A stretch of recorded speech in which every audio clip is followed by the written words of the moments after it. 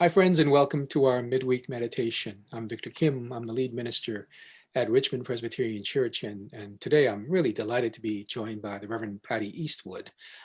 She's minister at Haney Presbyterian Church, way out there in Maple Ridge, BC. And many of you who belong to RPC, of course, will know Paddy and her family very, very well, because Paddy was here at RPC for many years before going into ministry in Haney and our ordination out there as minister of Word and Sacraments. One of the things that we're doing with these midweek meditations is we're going to shift focus a little bit from talking to our own people, which has been really wonderful, I think, and we've learned a lot about one another.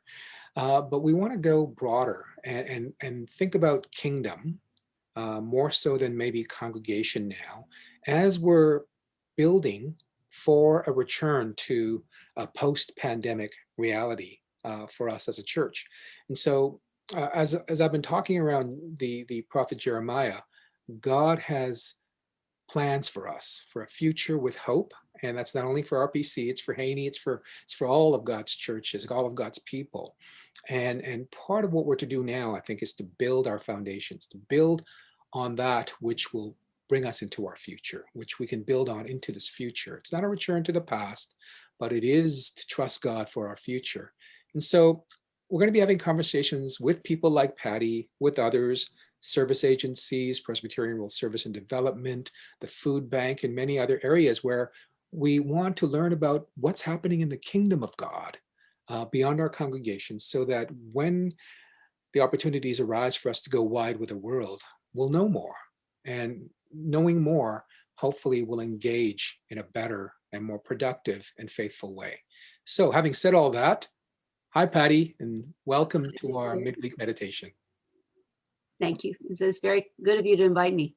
Thank you. Well, thank you for agreeing, because I know that as much as we've been on Zoom and as much as we've learned to look at ourselves on videos, these conversations aren't always easy.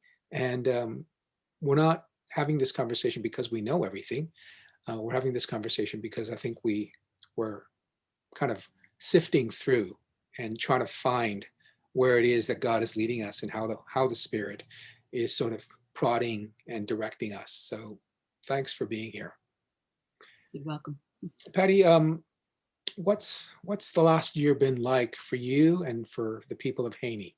Can you tell us a little bit about what's going on out there? I'd say it's been a year of constantly adapting to changes. And, we joke about the church being unable to change, but we've proved that wrong. We've had to adjust and adjust quickly. We've had to learn skills we didn't have before, and to do the way we do things in a different way. I'd say a quarter of my congregation does not have internet. So to keep ties with people who cannot watch the service or get emails and so on, that's been part of our learning. Learning how to do an online service. We always posted the sermon, but now we were editing in music, and it's very different. How do you worship? How does the medium of worship change how you worship? I don't think it's the same as just putting on the normal service, only now it's watched. It's a different service, and that's challenging. I'd say in many ways it's been a good year. We talk about the church being gathered and sent, and the gathering part has been difficult, but we're still the church, and the love is still there. There's a strong pastoral care that's always been a strength for Haney, and I think it's still present and holding us together. There's still lots of laughter and joy together. It's different, we miss being together. We miss singing a lot. We miss a lot. We used to love to sing. But it's not been a desert. It's been different. It's been very different, but it's been good in many ways as well, Victor. Thanks for that. I think we probably share a lot of the same sort of experiences, right? And as you said, we used to post our videos as well, just the sermon.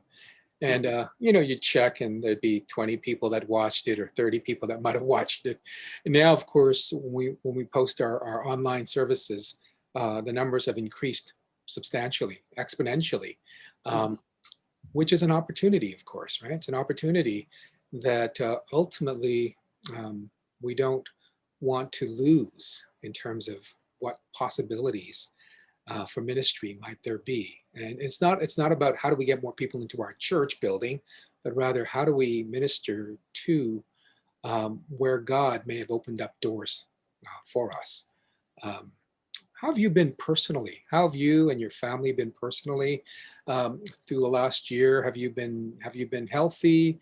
How do you deal with the reality of pandemic? Um, we have been healthy. There's my all my family has been well. We Zoom. For initially we were Zooming every Saturday, and I just love that we want to see each other even though we're far apart. Mhm. Um, so that's been good. We're all pretty introverted, so more time reading is not going to hurt us at all.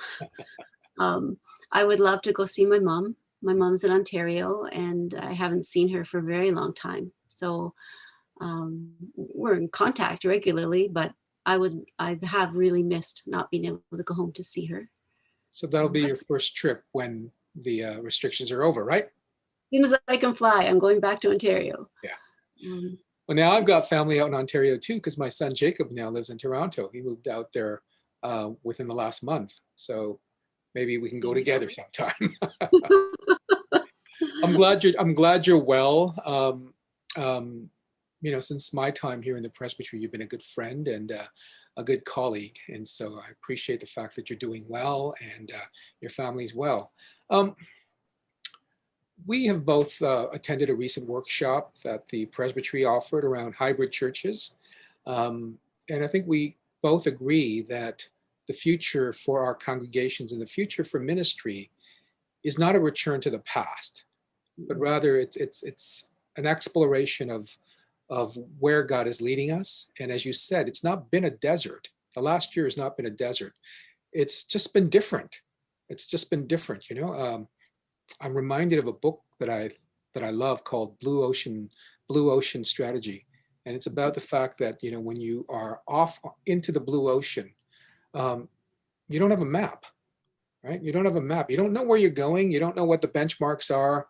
And that's scary, but it's also thrilling because you never know what you might discover. And the potential is really, really limitless. So when you think about hybrid churches or sort of, where the church might go, and I know we're not speaking necessarily for our sessions or things like this, but just kind of as someone who is thinking about this, about the ministry of the church in the kingdom of God, beyond the walls of our congregations. What are you thinking of? Like, what goes through your mind, Paddy, as you think about where are we going to go? I think there's been a big shift in terms of boldness, Victor. Certainly for us, as we say, we put the service online always, but now it's the links to the service are going out. I've had people contact me from Scotland saying that they have watched our service, not directly because they were sent a link, they just found us. Um, so it's oriented us to the world in a better way, and to not just the people who come to our congregation who are there physically present, to proclaim the gospel wider. And I don't want to lose that orientation to the world, to the people who are outside our doors. So I think we will probably always have ministries that are online only, Bible studies that are online that you can go to from anywhere. I like the thought of cooperating with other congregations to offer things that, I am one minister in a church. I can't offer 5 Bible studies. We have always had one, even through COVID, we always had at least one Bible study, but I can't do more. Right. But I could if I was cooperating with another church. Right. And I'd like to learn more, my own personal interest. And again, as you say, this is me speaking, not our session or our church. I would like us to learn more about how does the medium change what you do and how you do it. The gospel doesn't change. God's call to live as his people doesn't change, but the way you communicate it really does change by the medium. Tell us, So I'd like to learn more how to do that. tell me a little bit more about what you're thinking around that. if you can. Well, okay. And this is me just learning, Victor. I am really just learning this. I think um, we have to be shorter Mhm, and more clear mhm. and connecting to people's lived experience. So we're going to have to think carefully. How does the gospel connect to, and then think of who you're communicating to, and then how do you do that in a short, engaging way? Not announcing, saying, "Look, we have this great product. Come and buy it," Mhm. but this is your life, and I think the gospel offers you hope. And yeah, so it's a different orientation than sometimes we've had. Sometimes we've had a um, build it and you'll come. You know, we have a great youth ministry. We did have a strong youth ministry. It's been hampered. It's still happening, but it's tempered. But an attitude that says, if you hear about our great youth ministry, you will come. And I want to turn that on its head and say, tell me about your life, and I will help you discern what God might be speaking into that life. So it's a different orientation. I think it's um, faster. For example, we produce these videos that are, well, I don't know, 30 seconds long. They're really short. They get way more play than a carefully thought out service that I spend hours every week preparing.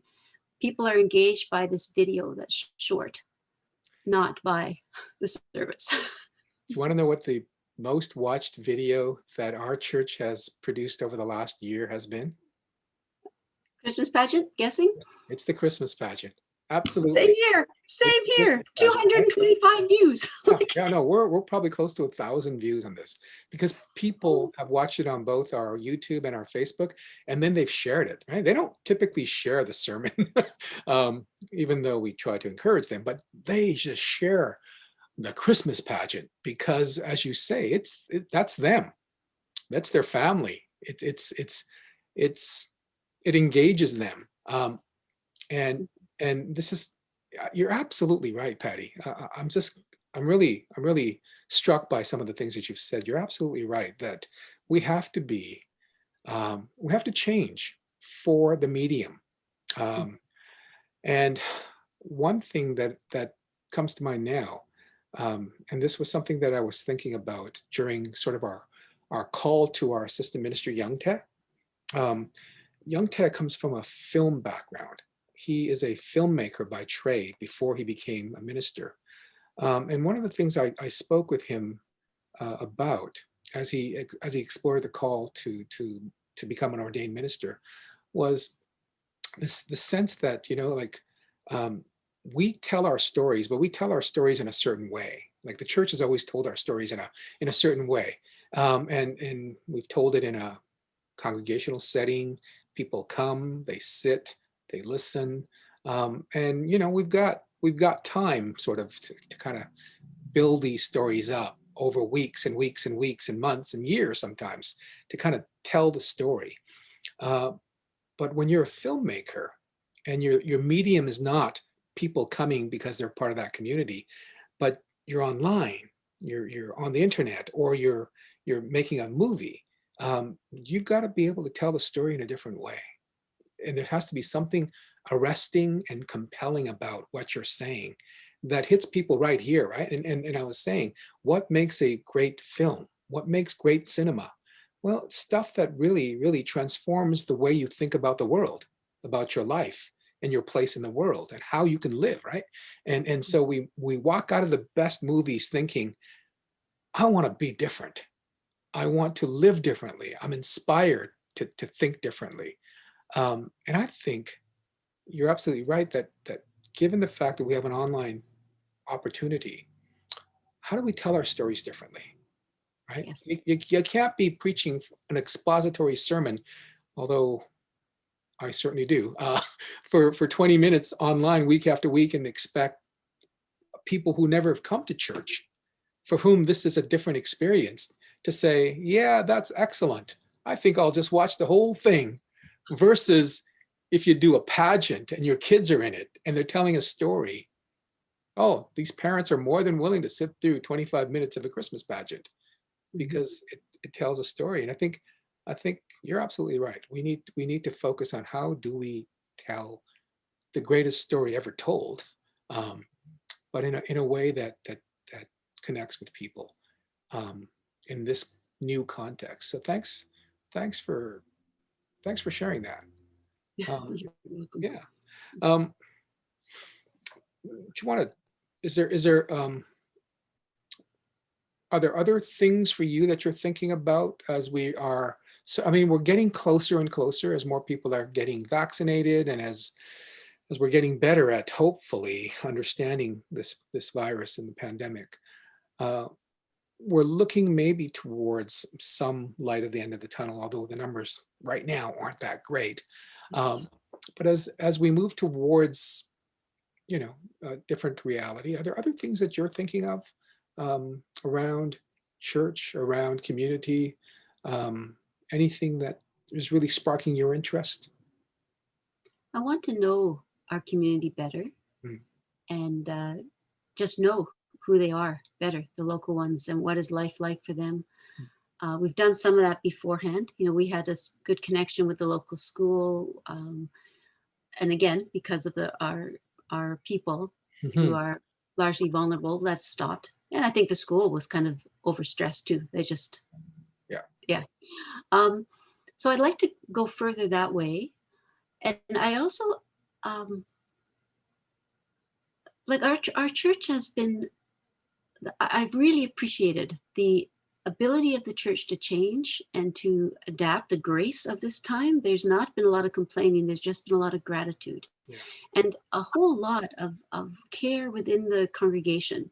My elders they're fantastic, but it isn't just an elder district care. There's just a lot of love and communication between members who, like in the evening, they'll phone each other a lot and just keep in touch. And so that's our strength. That's one of our strengths, is this love. So I'd like to explore more. Okay, how do we take that out to people who aren't in the church? What would that look like to offer pastoral care, which is basically what that is, person to person caring and compassion? How do we take that out to our local community? We had one of the things we used to do was a soup and sandwich lunch, and it was just a nice time, an hour and a half of fellowship, and they weren't church people. They were just people who wanted to come for a nice lunch. Well, that's so that caring for what people's lives are like, I want us to go further with that because we're good at it. That's a gift that God has given our church. The congregation I'm serving, that is one of our things we're good at, and I think God gives you gifts, and you work with them. You work from what the resources you have. So that's one. I'd like to know more. Yeah. Um, Yeah, I think we recognize that we can't be all things to all people, but we can be something for someone. Um, and I think it's a wise minister and a wise congregation that understands what their gifts are, and then focuses on those gifts rather than pining for something that's not who they are. I mean, I think one of the things that Presbyterian churches have often done is we've pined for what we don't have, and we've overlooked what we do have. It's one of the things that a colleague of mine said. We always are. We're always looking at the young people we don't have, and we overlook the older people that we do have. And the fact of the matter is that Canada is aging. Our communities are aging. The biggest boom in our population is in seniors. And rather than looking at an effective ministry to seniors, and we're seniors, I'm talking about like 55, right? Here I am, 55 this year. Young seniors, older seniors, but this is the biggest segment of our population, and it's increasing. And there's a lot of capacity for ministry, but we just pine for the children or the youth or the young people. And I'm not saying they're not important. Absolutely they are. But I think we overlook what we do have, and we don't focus on the strengths that are present in us. So, not all things to all people. I was going to say something about, well, I'll forget it because I've lost my train of thought here. I guess the I guess what I was going to say is I think part of the pandemic has, and I think you've alluded to this, is the ability of the congregation to adapt and to think about change. Again, the old Presbyterian joke: how many Presbyterians does it take to change a light bulb, right? And of course, the answer is change. What change? Um, but we have changed. We have proven to be adaptive, and nimble, even nimble. And Be I think, gracious about it. pardon me, Be gracious about it. and gracious about it. Yeah, yeah. And I'm hoping that one of the things that comes out of this would be um, the willingness of congregations and our people to look beyond our walls and look beyond the survival of our congregations, uh, and rather think about the ministry of the kingdom. How do we impact the kingdom of God? And how does who we are help to impact the kingdom of God, whether it's in our congregations, but certainly beyond our congregations? And can we think about the role that we play in the broader kingdom of God, the witness of the kingdom of God, this wide with the world part from our perspective? So that's really been a positive development, I think, and something that we really need to build on as we go forward. Uh, Yep. Paddy, I'm just delighted to have this conversation with you. It's been a real treat to sort of talk to you and learn from you and hear about what you're thinking about. And I know that we'll be talking more, both as colleagues, but as members of the presbytery and just people, I think, who are both looking for similar things, which is how do we be faithful in the places where God has planted us and in the world that God truly loves. So I'll kind of bring our conversation to a close here and say, what's up for Easter? What are you guys doing for Easter? Usually we have Maundy, Thursday, and Good Friday services, and I have a fabulous AV team. I don't do techie stuff, but they are wonderful. But the session decided not to do our usual service because it's a heavy load. Yeah. So usually our Sunday before is a Palm Sunday. It's a Passion Sunday, Mhm. and we are busy now putting together readings, like reading like a script, like a play, Mhm. with the visuals, with the music. I will be adding my prayers tomorrow. Mhm. And so the Sunday before, this March 28th, is a Passion Sunday. Yeah. And then Easter, again, it'll be recorded ahead. It's the same. Yeah. And we might try and do a recorded sunrise service. I don't know, to put it on online. Again, trying to experiment with that. How do you communicate short? I was hoping that Dr. Henry might be more public about sort of outdoor gatherings. I know that I was in a Zoom conversation with her last week. And I was thinking that there might be an openness to up to 50 people for outdoor worship gatherings. And if that is the case, if that still becomes the reality for Easter, I'd love to have a sunrise service in person for Easter. But again, I'm going to take to heart what you said about how do we keep what we communicate. How do we really consider what it is that we're communicating? You've really challenged me, Paddy, because you really have, because keep it short, keep it different. Wow, you know, that's going to be a challenge for me. But that's why we talk. That's why we talk.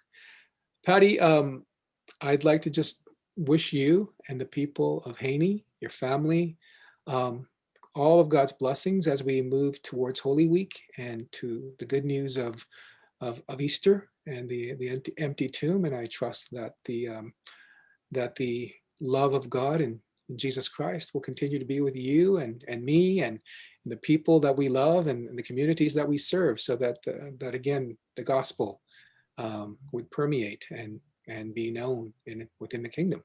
So it's great to be with you, and thanks. Thank you. It's an honor to be asked. And I also appreciate talking with you, and I have such strong love for the people of Richmond. You have shaped me in such significant ways. It's a blessing whenever I hear of you or get to see you. Yeah. Well, they still talk about you. Um, you've you've said that one of your favorite hymns, or your favorite hymn, is "Joyful, Joyful." Yes, So all time. our music director Jannie Burdeti, will play an arrangement of "Joyful, Joyful" as part of our music meditation for this week. So um, if you're watching, just please listen and think about Paddy, think about God, think about where God is leading us as we move through this season and beyond. So all the best. Take care. Thank you.